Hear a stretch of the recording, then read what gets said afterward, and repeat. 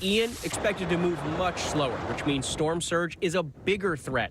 The highest recorded storm surge in Fort Myers during Charley was 4 feet, compared to up to 12 feet expected later today from Ian. And scientists say climate change is making storm surge even more destructive. They say sea levels around Florida have risen by as much as 8 inches since 1950. Much of that sea level rise has come in recent years as global temperatures increased. Coming up, a different role for Tom Hanks. Plus, the Happy Meal for adults. It was an extraordinary story. A computer salesman was supposed to report to prison to begin a 17-year sentence. They let him turn himself into jail with no escort. No one thought he would run. How do you evade capture for 25 years? How do you do that? Now, join the search, following the U.S. Marshals as they uncover new leads in a global manhunt. Can you help catch this fugitive? Have you seen this man? Have you seen this man? Have you seen this man? Listen and join the all-new hunt wherever you get your podcasts. All right, here we go. You ready? Let's do it. Yes, it's the show America wants and America needs right now. This is What Would You Do? Let's go. How are you? Yes. So what will you be watching Saturdays on ABC News Live? What would you do? Hey, I guess I just found out. The What Would You Do Marathon, 12 to 6 Eastern, every Saturday on ABC News Live. My favorite show. America's #1 news, ABC News.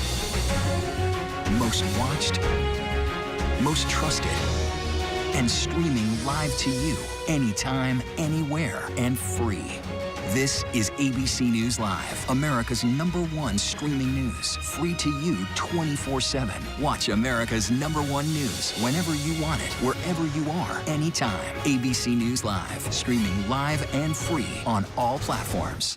I know what happened, and I'm not guilty. Why the fascination with criminal trials? Figure out what's really out there. She revealed she had murdered his family. I know in my heart they did this. It's the time of suspicion. The ending's really tough. You don't know whether truth is going to be difficult to find unless you try to find it.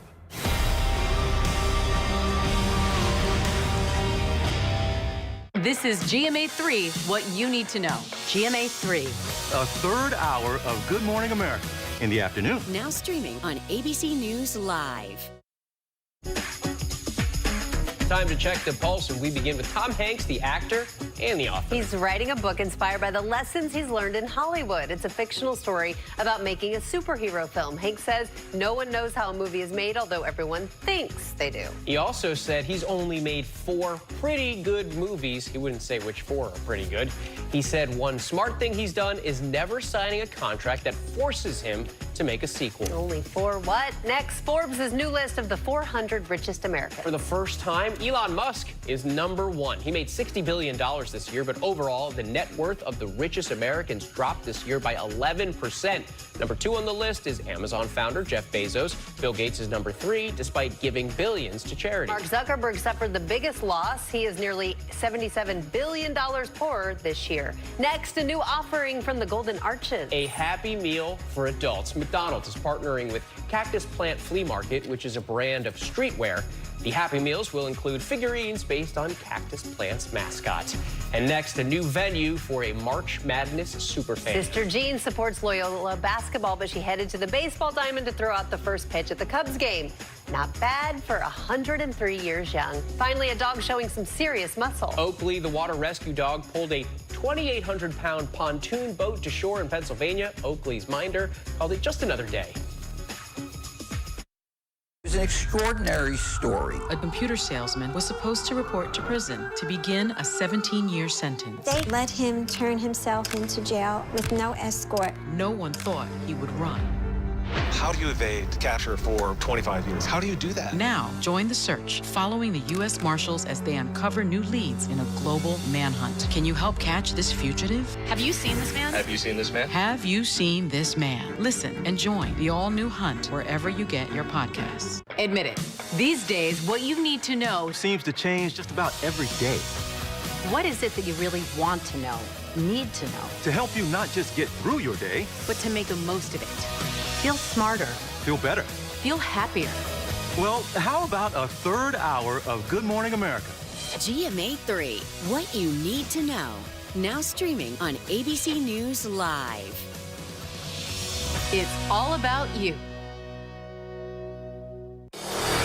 America's #1 news, ABC News. Most watched, most trusted, and streaming live to you anytime, anywhere, and free. This is ABC News Live, America's #1 streaming news, free to you 24/7. Watch America's #1 news whenever you want it, wherever you are, anytime. ABC News Live, streaming live and free on all platforms. He thought he was God. He's now one of the most vilified men in the world. He is the everyman. Zelensky is the Tom Hanks of Ukraine. The fact that a little nice Jewish boy is 5'7" is showing up this KGB agent in the Kremlin. What do you say to Americans who see Russia and you not only as a rival, but an unfriendly adversary? Two men at war. Which Vladimir will take over? The world is not going to be the same.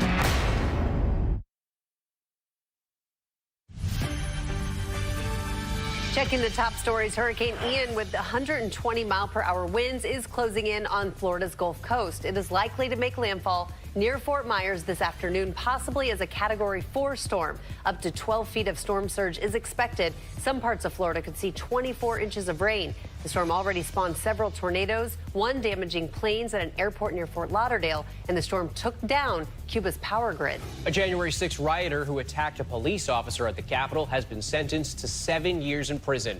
Kyle Young cried in court and begged Officer Michael Fanone for forgiveness. Fanone was knocked unconscious and suffered a heart attack. And President Biden's student loan forgiveness plan is facing a legal challenge. A new lawsuit claims the relief would harm some borrowers because they would be taxed on the canceled debt. Today's weather as Ian slams into Florida. There's rain in New England. Clear but chilly in the Midwest. Showers for the Northwest today. And finally, the man who paddled from California to Hawaii. ABC's Ike Ajachi has his story. Last Tuesday, Cyril Deramo stepped onto land for the first time in 3 months. He paddled his kayak into Hilo, Hawaii, the end of a 2,400-mile, 92-day journey, completed under his own power. No sail, no engine. He paddled 10 hours every day. 4 hours in the morning, 2 in the afternoon, and then 4 in late afternoon.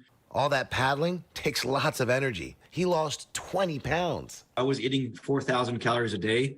I was making sure that I would rest sufficiently at night, and that's why I had this cabin that is completely waterproof, and that was my cocoon. That was my safety at night.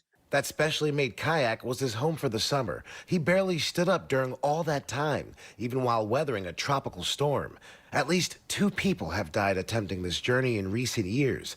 And last year, Deramo had to be rescued only 1 week into his first attempt because of weather and equipment issues. I'm not a maverick that is crazy about looking for risk.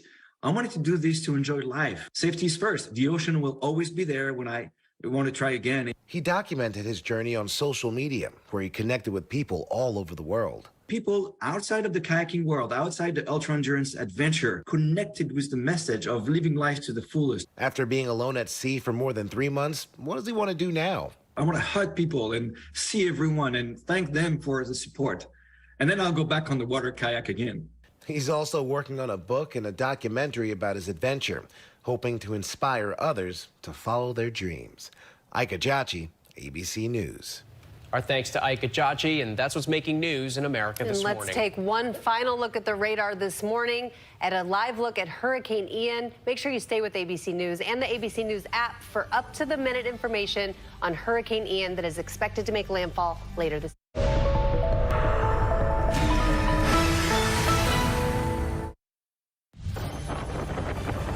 Right now on America This Morning, Hurricane Ian bearing down on the Florida coast. Winds up to 130 miles per hour. 2 feet of rain possible. A storm surge of up to 12 feet. The latest track, how the state is mobilizing and what nursing homes are doing differently this time after learning lessons from the recent past. Live coverage from Florida's west coast just ahead. Also happening right now, Putin's next move. What he's now claiming about those sham elections held in eastern Ukraine this week. Plus plus the sabotage suspected along a crucial gas pipeline from Russia to Europe. Breaking news overnight about an experimental Alzheimer's drug and the promising results now being seen. New details about this terrifying crash.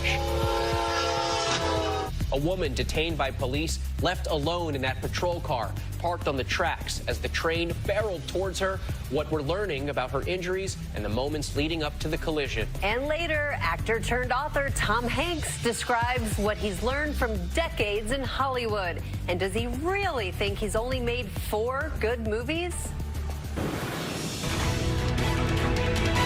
From ABC News in New York, this is America This Morning. Good Wednesday morning, everyone. We begin with the historic storm taking aim at Florida. Hurricane Ian could dump 24 inches of rain in the coming hours. The storm already battered Cuba, leaving the entire island without any power. And overnight, tornadoes were confirmed in Broward County, Florida. Trees were down and planes were flipped over. Many residents already losing power there. Millions of people along Florida's west coast are under evacuation orders. This view of the storm shows the intense lightning. The storm is expected to make landfall this afternoon with winds up to 130 miles per hour and a life-threatening storm surge. 7,000 National Guard members have been activated and tens of thousands of utility workers are on standby. We'll head to Tampa in just a moment, but first, AccuWeather meteorologist Kevin Koskren with the latest on the storm's track. Kevin.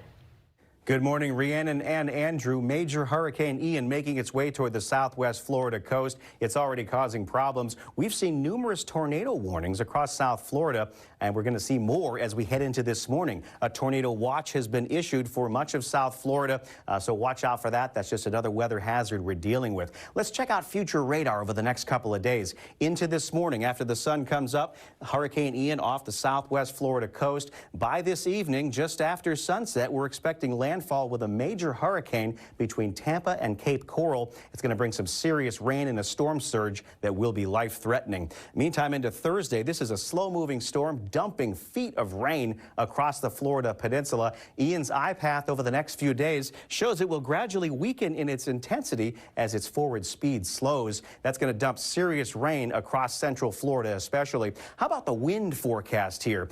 This is very dangerous. Between 120 and 140 mile-an-hour gusts between Tampa and Cape Coral. The worst of that winds will be tonight into Thursday morning. Ian's storm surge will be formidable. Tampa 3 to 6 feet, but Cape Coral 10 to 15. Look at the storm surge here from Port Charlotte to Cape Coral. That's life-threatening, 10 to 15 feet. That could alter the coastline. The rainfall forecast is also very dangerous. 18 to 24 inches of rain just dumping down between these major cities of Jacksonville, Tampa, and Orlando. And if you look at the impacts moving forward, pretty much the entire state will have impacts for the next several days. Back to you, Rhiannon and Andrew. All right, Kevin, thank you. Let's head to the Florida coast now. ABC's Justin Finch is in Tampa. Justin, what's the scene like there this morning? Rhiannon, Andrew, good morning. Perhaps you can see the wind and rain are really picking up here in the Tampa area. Hurricane Ian, no doubt, is getting stronger, and for many, the time to evacuate has run out. Overnight, Hurricane Ian delivering its first blow to Florida, hours before the storm is expected to make a direct hit as a major hurricane. The outer bands of Ian have already spawned at least 3 tornadoes in the state. One of the twisters flipped over planes and damaged hangars at this small airport near Fort Lauderdale. And overnight, sustained tropical storm force winds arrived in South Florida. I want to show you guys just how strong these gusts of winds are, so I'm going to use this umbrella. So if I use this umbrella and I open it up, boom. Ian is expected to make landfall later today on the Gulf Coast near Fort Myers, possibly as a Category 4 storm, bringing life-threatening conditions, including several feet of storm surge from Naples to Tampa and huge amounts of rain, more than 20 inches in some areas. Did you feel like you were in the clear yesterday, first, yeah. and now you're right in the path? And today, I better go get it before it's too late. More than 2.5 million people are under evacuation orders across the state. A mandatory evacuation has been ordered. Please leave this area. Officials drove through this neighborhood near Tampa, telling people they needed to leave. And now concern is growing about where Ian heads after making landfall. The Orlando area is under a hurricane warning. And Orlando International Airport will shut down today as people across the state brace for whatever Ian brings them. Millions of power outages are expected. 30,000 workers are on standby to restore electricity after the storm. And FEMA says it's stockpiling 3.7 million meals and 3.5 million liters of water in neighboring Alabama. It's just very important that we get through this together. That's what I feel. And this morning, several rivers across South Florida are above flood stage. Add to that, rainfall in this area has more than doubled over the past 2 weeks, well over the normal amount. So the ground here is already saturated. Not great news for a storm like this that's coming our way. Andrew, Rhiannon, back to you. Justin, thank you. Stay safe down there. Millions of people will be affected by Ian no matter where it makes landfall. Officials are urging everyone to listen to evacuation orders. Earlier, I spoke with Rob Herron with Hillsborough County's Fire Rescue. Rob, with the conditions expected to be treacherous, what are some of the challenges you're facing when it comes to potential rescue and relief efforts? Well, right now, we are hopeful that most of our residents who are in evacuation groups A and B that we have been messaging throughout the last couple of days have heeded those warnings. We encourage our citizens to keep their devices as charged as possible and, fill bathtubs with water, have water available. Is there a point where it gets too dangerous even for fire rescue?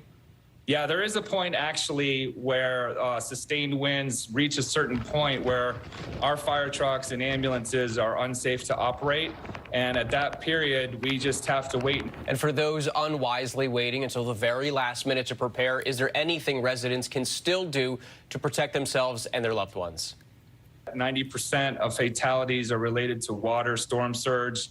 You can protect yourself from wind. If you have storm shutters, you can still put those up. We still have a little bit of time left before the worst of the storm hits our area.